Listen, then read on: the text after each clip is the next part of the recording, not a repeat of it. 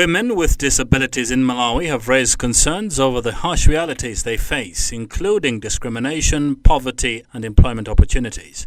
Speaking during a sermon organized by the Disabled Women in Africa, DIWA, the women shared their experiences and called for urgent action to address these challenges. Jean Mwamba is a youth leader for Umoja People with Disabilities and a refugee from the Democratic Republic of Congo, residing at Teleka refugee camp. We've got many challenges that we are facing in the refugee camp. The first one is medical support. As you know that we usually suffer from pain, backbones, and a lot of complications in our body. And whenever you go to the hospital, they will let you know that, they will tell you that no, these medications, they are not there, so you are not going to find this. When you go to the hospital, you ask for walking sticks or crutches. They will tell you no. If you don't have money, then you become stranded. You even stop moving. Like right now, as I'm saying, a lot of women and girls, they are lacking crutches, walking sticks. Yeah. Mhavu Kalima is a shadow ward councillor in the upcoming general elections in Nsanje district. Kalima explained that her gender and disability creates bias, making it difficult to gain public acceptance in the political arena.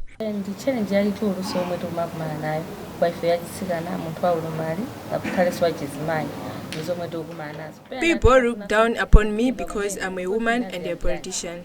They assume I am incapable simply because of my physical appearance.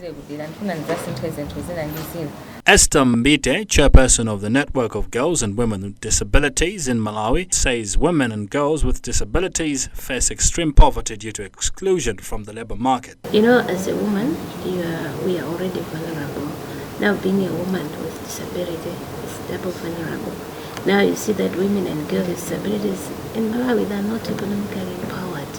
Now, you find that there are more gender-based barriers that are happening to women and girls with disability because they are not economically empowered, and also their education is also not of good results, and also the reporting system on gender-based barriers is also not in good stand. Maria Chale, a disability consultant, described the seminar as a turning point in their fight against abuse and discrimination. This is a very important workshop for me because I have acquired knowledge about legal frameworks for including women with disabilities, the same as protecting girls and women who have the disability from violence. For example, like COVAW and Beijing Platform for Action, as well as UNTrustfund. So these legal frameworks are very, very crucial because they have articles that explains a lot about how state parties can protect and safeguard the lives of people living with disabilities, and even how they can be used to implement programs for the ending of violence against women and girls with disabilities. DIWA Executive Director Ruth Mtukumola reaffirmed the organization's commitment to equipping activists with skills to combat all forms of violence against women with disabilities. There has been a lot of research across the globe, but also even in Africa, that indeed women with disabilities face violence, face discrimination, and their situation is even 5 times as compared to other women in general.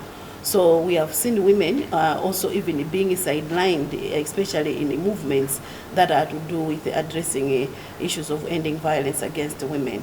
So our coming together even with this project is that we would like to see women participating and collaborating, taking part in issues of EVAWG, and we want to see women from the Eastern as well as the Southern Africa to collaborate on issues of EVAWG, but also in the sub-regional, the regional, but also even in the global spaces.